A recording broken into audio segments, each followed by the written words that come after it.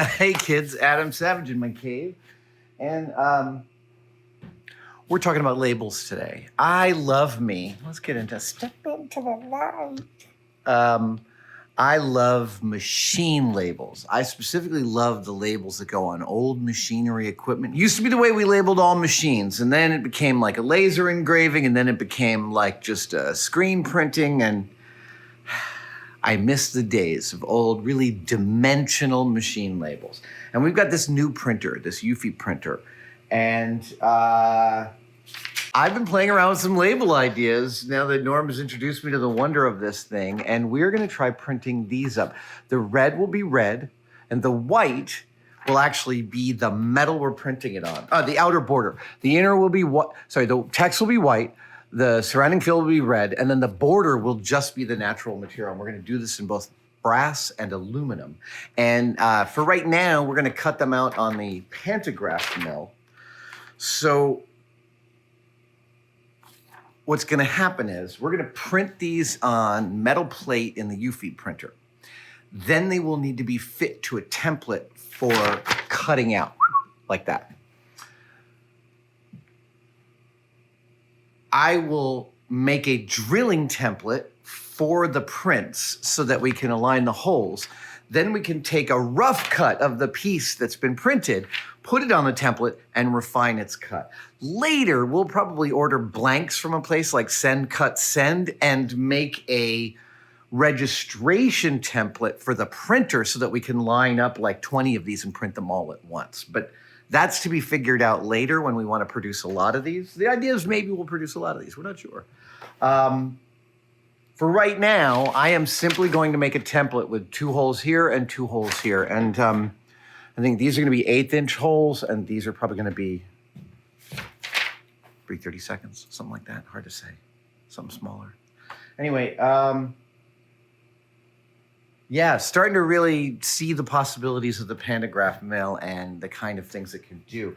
What we'll then need to do is I will then need to draw an oval, print out an oval, and then cut it out that is 3x this size and 3x this size. And that will be my cutting guide. 3 times that is about what I can fit on my large piece here. So we're gonna go with that. Trying to think if there's anything that I missed, but I don't think so. All right, I've cleaned my mill off because I was playing around with a rotary table, so we'll see where we get with this. We'll see where we get with this? That's just like boilerplate talk. What will happen next is that I'm gonna put the vise back on and tram it. Listen, if you have a mill, tramming your vise is like if you're doing a lot of different things with your mill, tramming your vise is something you do all the time. All right, so this is what I did. I started with a meter that uses four zeros, and now I'm doing it with a meter that is 3 zeros. So I'm going with I started with a lower resolution gauge that was basically accurate to 1,000. This one's accurate to a 10,000, or about 2.4 microns. So I got like the needle not moving at all on the 1,000th, but on the 10,000th, it's now moving. It's now showing me it's about 1,000th off across the width of this vise, which is relatively acceptable for 98% of the stuff I do here. But if we're gonna tram our mill, why don't we tram it in correctly? So now I'm gonna move a little bit slower. And yeah, so it's a little high on that side, so I wanna, there we go, let's see.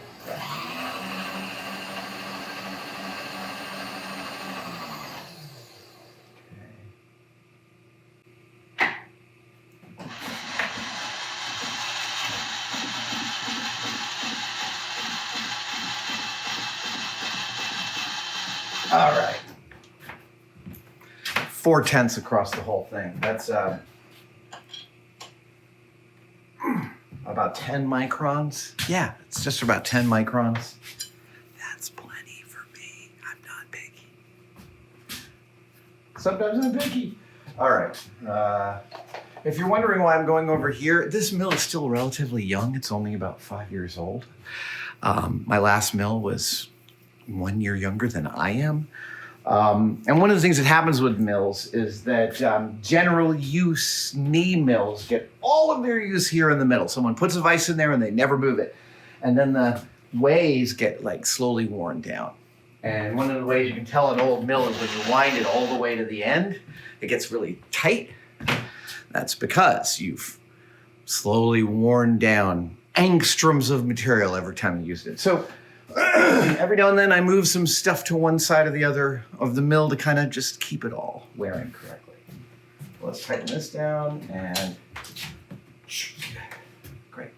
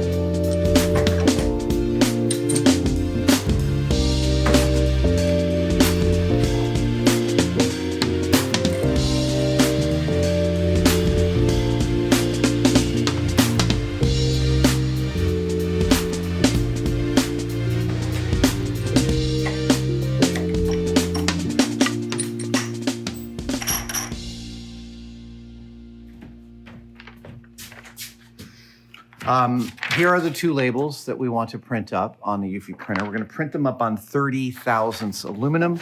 That's about 0.75 millimeters. What we're going to do is we're going to, well, here's the Eufy platen. It is, it's 41 centimeters by 33 centimeters. And I'm going to cut out some sheets of aluminum that fit this entire platen. We're going to print out some labels on there. And then I'm going to cut those labels out here using the pantograph mill. And the way I'm going to do it is I've got a drilling template for laying over. It's clear, and it'll show me where to drill the holes. These are 1/8 inch. These are 3/32. Then I've got I've got a mounting plate. And this has 2 screws that will hold the large label, 2 screws that hold the small label. I'll mount this into my pantograph, and I'll make a pattern, and I'll use that pattern to cut these labels out. It'll all be clear when we're doing it. And this isn't the way we're gonna do it for production, but we're experimenting with some of these ideas about like how to generate a bunch of things. Yeah, so I'm going to cut out some pieces of aluminum sheet right now.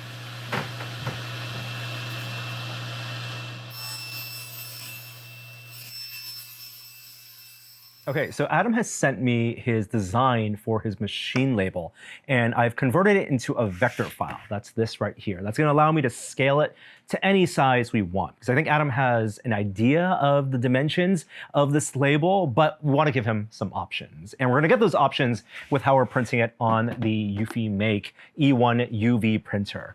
We've done some printing on metal in the past, aluminum, and that's what we'll be doing today. So Adam has cut me this large sheet of aluminum. If we print these labels at somewhere between 2 and 2.5 inches, we're going to be able to get a lot of them. And that's how he's going to be able to cut them off using his pantograph mill. But what if we want a larger label? So, and we have options as to the finish, right? The printer can print the white base, but we're going to want some aluminum is showing in some of the label parts. We're going to maybe want some dimensionality with the red Do we want to put a varnish on top, a gloss finish, not a gloss finish? So the first thing I do, I got to print out all these options. Different sizes, different finishes, different dimensionality. Let Adam choose what he wants to do. Let him do a test cut with his jig, and then we'll print a whole sheet full of these.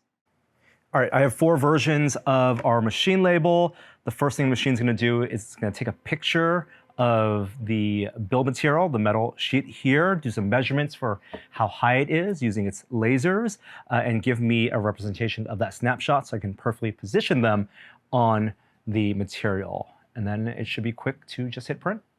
So what I have here in the UV Print Studio software is a photo of that aluminum plate. I can see where the sides are, so I'm not going to print in the wrong place. And I have 4 versions of that machine label. A large one and 3 small ones, about 2.5 inches wide. I'm going to give Adam a couple choices here. I have a standard version that's just that red and white print on the metal. I also have a version where I'm going to add a UV varnish coat on top, so have extra shiny. Maybe that's something he'll like. And then the third version where I've used the tool's relief map generator to give the red and the white a little bit of dimensionality. I don't know if Adam's going to like that. I don't know if it's going to look any good, but while we have that functionality here, why not experiment with the options? That's what this is good for. Let's print.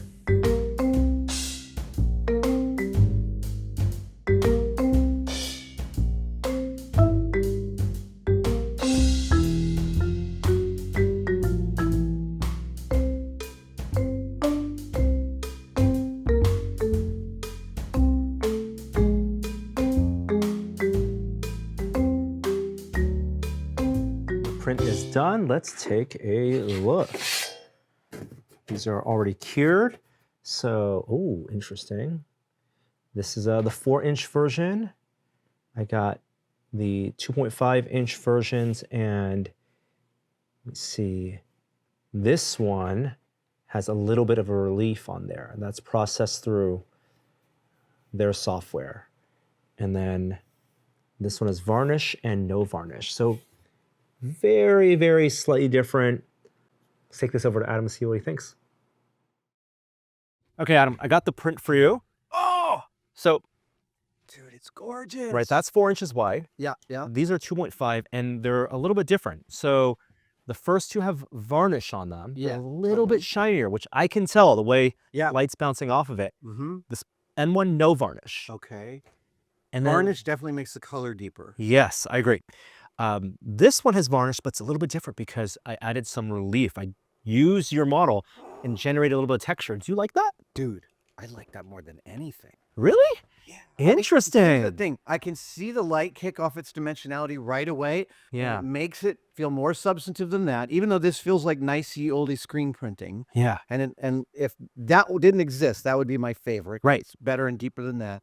But the dimensionality here, look, take a quick glance. It makes that text far more readable than any of the other small texts. I can feel it. And this is actually the lowest amount of dimensionality, 0.3 millimeters, because I didn't want it to be too exaggerated, right? And I was hoping just it would create maybe like a texture for light to, read off, and maybe it looks a little older, a little more weathered. Amazing, dude. But yeah, the name Savage here has almost a little bit of a shadow, has an edge to it. I can't tell you how much I love that dimensionality. It feels like an older process, and cells, it just feels like a more substantive and older thing. Okay, so we're gonna go with that. I can print a bunch, so maybe a handful of large ones and a handful of this. Let's do 4 of each, big and small, and do that dimensionality on everything. I got bet it. will look amazing on this one. All right, have fun. You're gonna do your test cuts on here now? Yeah, I'm going to cut out some two. I thought I was going to do 3-to-1 templates, but I'm going to do 2-to-1 templates. Cut out a couple of ovals, and then I have a drilling template for these. It should be jiggable. I should be able to have these cut out and drilled within the next hour. It's the first time I'm experimenting with production on a pantograph. You're gonna experiment with the cutting. I'll experiment with more printing. All right. We'll meet in the middle. Let's do it.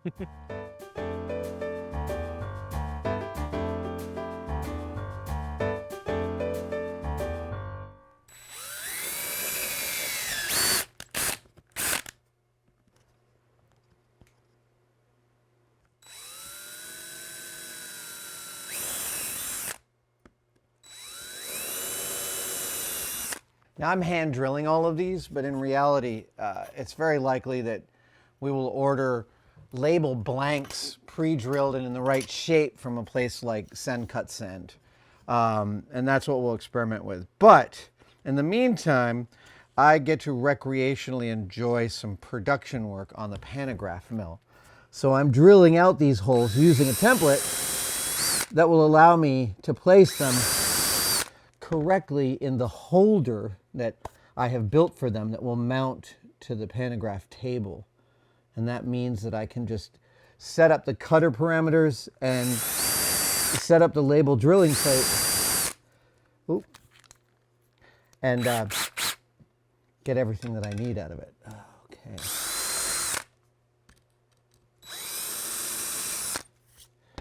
And one last one.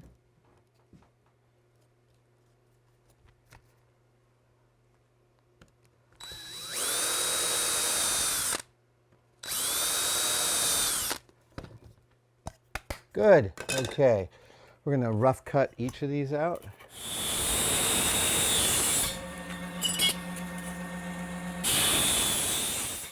So this is the mounting template, and we're just going to, we're just going to try it. Okay. Hey, the holes all line up. Woohoo!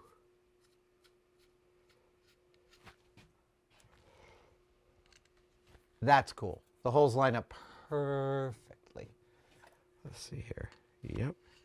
Okay, so there is the uncut label mounted in its cut template. And I need to mount this down. Get that in there.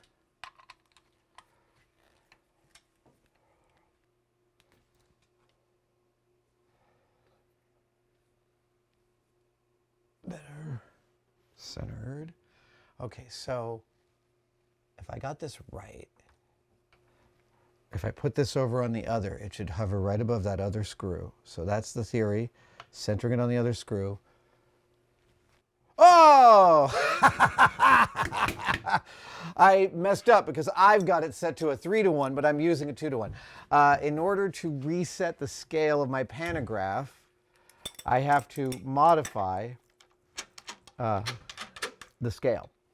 And that is in 3 locations. It goes, first is here, and I move this from the 3 to the 2, and tighten. Then I loosen this and do the same business from the 3 to the 2.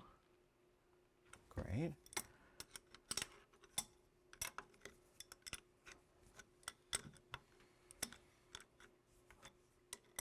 All right, okay, now the last one is this one. Okay, and this one goes from 3 to 2. Changing these parameters, I can get scaling from 1.5-to-1 all the way up to 10-to-1. But it doesn't do 1-to-1. It is not for copying. Okay, now let's get set up again. That to that. Okay, so the scaling looks like it's working great. I'm just trying to get the positionality better. Beautiful.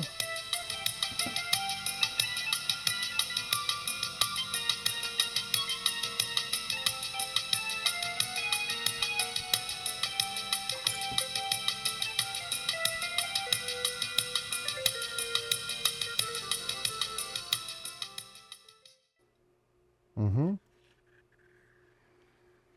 Yeah. Okay, here we go.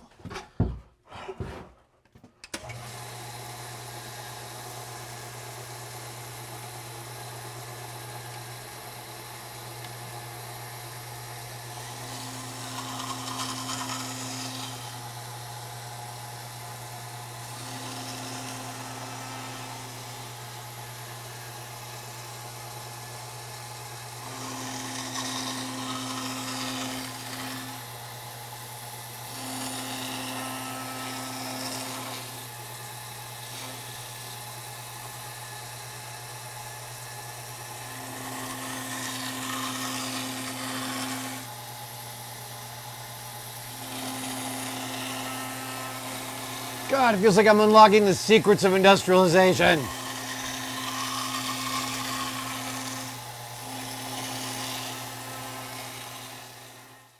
Okay, that was very exciting. These were my practice pieces for the large puppy.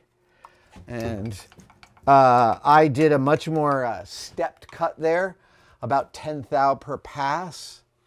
Maybe actually even about 6 or 7 thou per pass. Suffice to say, I didn't put too much strain on the label all at once. And while my positionality is a little wrong, it's a little fatter here than here, that's a great proof of concept, everybody. That would look right at home right there. Right? Let me see if Norm has Oh, actually, I can. Okay, so now it's time to set up the second template for the smaller one. And that is... Oh, maybe... Can I do this? Can I do this? Can I do this? I'm just not sure. Let's see. I might not be able to set the second template so close. Yeah, I'm not. I have to... Let's see here. Technically, if that sits above there, then what sits above here... Come on up. Come on up. Stay right there.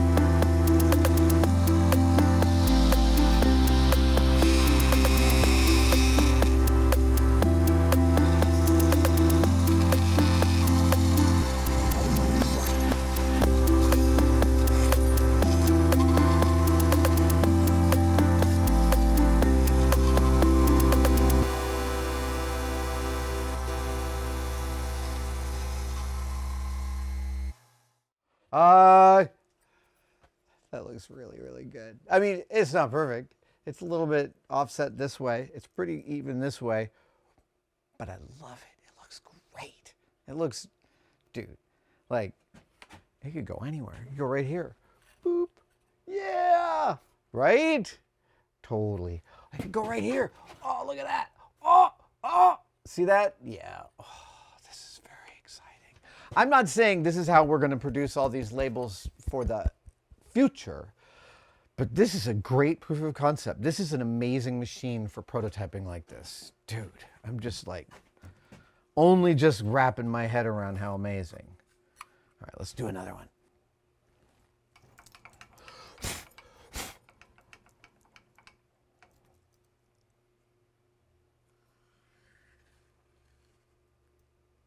That looks dead even now. Yeah, let's try it.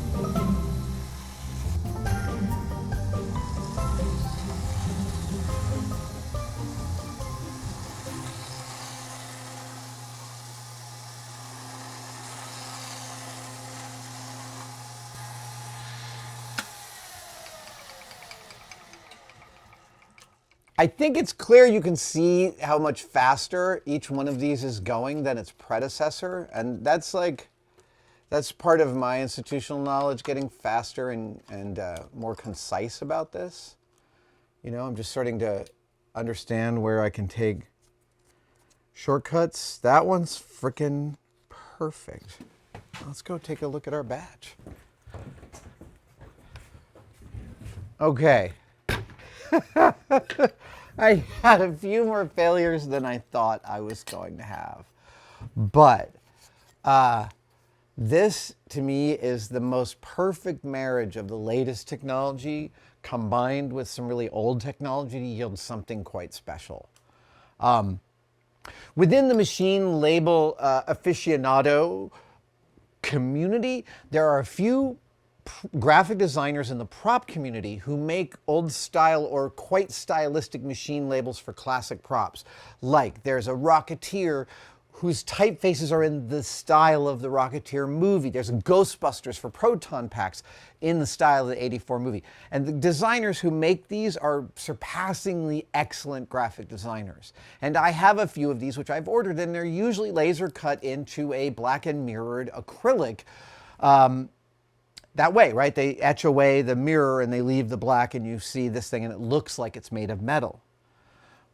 And I love the graphic design of those kinds of machine labels, but I don't like the execution because things are too perfect when they are laser cut, when they are CNC cut. And the slight amount of crappiness of the pantograph just makes me so delightfully happy about this. Don't get me wrong, if I'm going to make a whole bunch more of these, I think I'm going to order these blanks from Send Cut Set, and we'll make a template for the Eufy and put this in so we can print on them. But the dimensionality, I'm in love with this printer. That is giving me, wait, you know what? I'm going to throw just a little bit of weathering brown on this just to kind of take it down a notch. And then I want to put one on a machine. All right. Okay. I'm just going to give these a little tiny bit of aging. This is a black wash. We'll see how that, actually I'm going to try that on a, oh, no, that's one.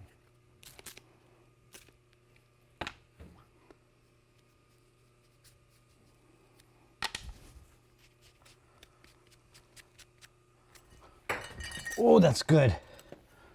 Okay. I like that. That's great. We're just gonna go and do it.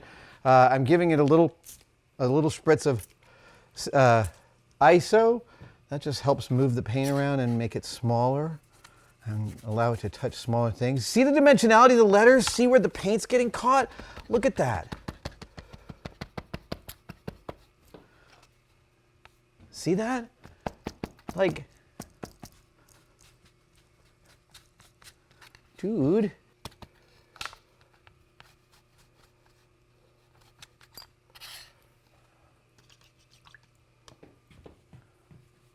Tiny bit of brown. Let's do some brown.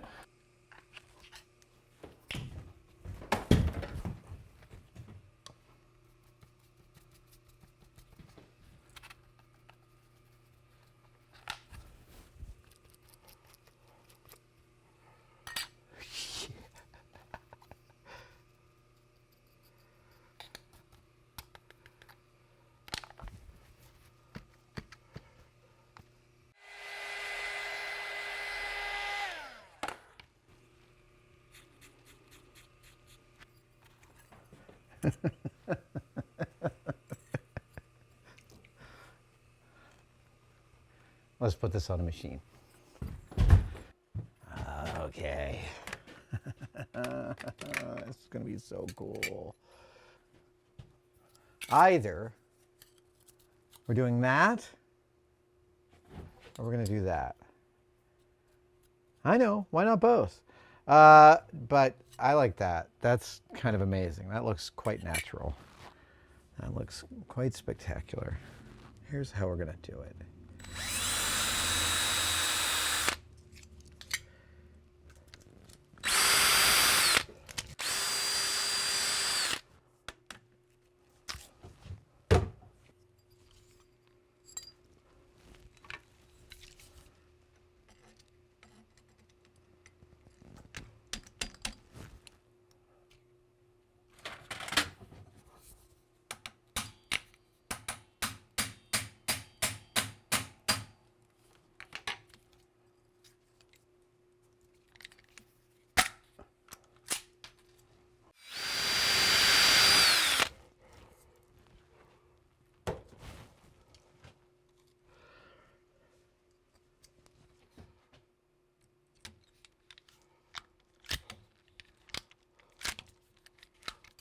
Are you kidding me? Why aren't you working? There you go.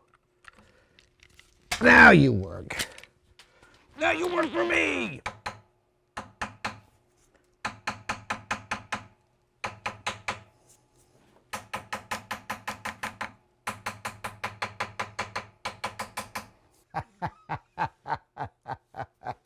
That makes me so happy.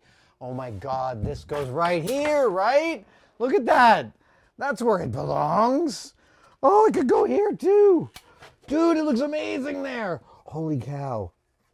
That looks incredible. I really feel like there's like a whole new secret to decorating. It's like putting your stamp on things. I'm so excited. This is one day. This is one day. Printing up some samples on the printer, working out a template here, adding some weathering. This is some high value stuff. And this is without a doubt my favorite tool I've added to the cave in years. It's just, I'm still wrapping my head around what it can do.